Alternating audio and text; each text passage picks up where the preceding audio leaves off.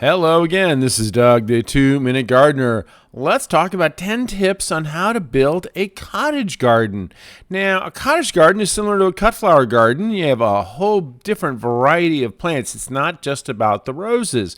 So, this is actually my little cottage garden. So, let's go through the 10 tips.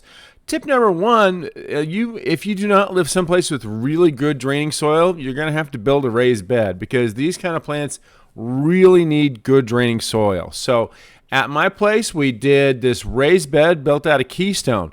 Tip number two, fill it with good planting mix. I like to mix in this grow mulch with the native soil and kind of mix it all around and really get the good organic soil in there. So tip number three, a cottage garden is not just about the roses. Yes, I have about 20 roses in my garden. My garden, by the way, is about a 200 square foot garden. And I'm going to show you some of the roses that I have in my garden, but just about any roses will do, although it's important to have a nice mixture. You don't want to have all hybrid teas or all floribundas.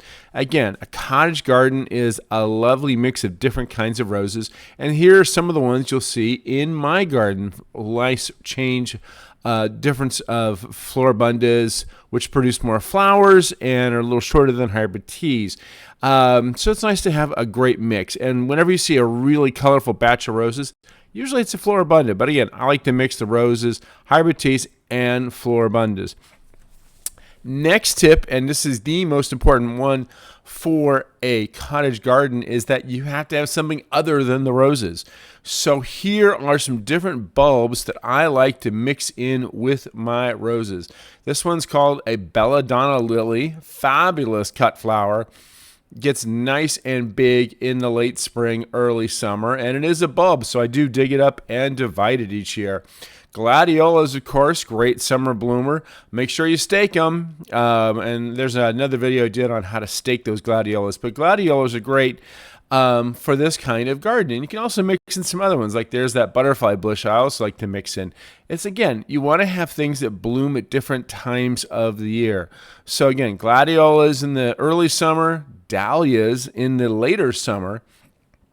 Dahlias do need a little bit of support. You can use tomato cages, or you can just use the same stakes you used on the gladiolus. Once the gladiolus are done, you can restake those dahlias to support the to be on those same stakes. So dahlias are another one. Different kinds of lilies. There's all kinds of wonderful lilies. I also love irises. So that first one was a Dutch iris. This is a bearded iris. Again, things that bloom at different times of the year. Irises bloom early in the spring here in San Diego, and so it gives you a nice mix. Next tip is throw some annuals in there. I love these Iceland poppies because they give you all kinds of wonderful color in the springtime. All kinds of variety. Again, a cottage garden has a garden of variety. And another important tip is throw some seeds on there. You never know what's going to pop up. Every year I throw different seeds in my cottage garden, and I get this crazy mix of all kinds of things, from mallows to delphiniums to those kind of things. Another really important tip for a cottage garden is you have to feed these plants. Every month you feed them. Now, I also like to throw some Epsom salts on mine because it's really important to negate that salty water we have in Southern California. So I like to lower the pH with some Epsom salts before I get really into feeding the plants. But you have to feed your plants every single month, and feed them with a nice variety of food. Just don't feed them with the same stuff. So you use slow release fertilizer one month, the Miracle Grow the next month, all kinds of wonderful, and I like the granular form. I'm not a big fan of spraying the liquid stuff on, although I will do it. Again, a variety is a great thing. Another very important tip is you have to mulch the garden.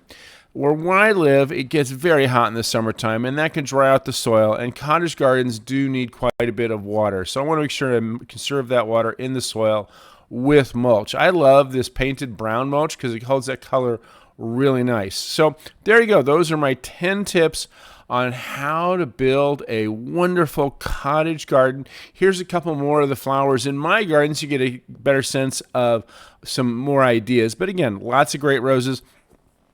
There are links in the comments section on where you can buy some of these plants, from roses to dahlias to gladiolus. So check out some of those links as well if you want to order some things and have them shipped directly to your house.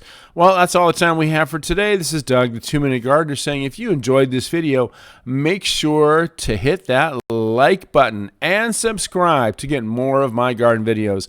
Until next time, this is Doug, the 2-Minute Gardener, saying thanks for watching.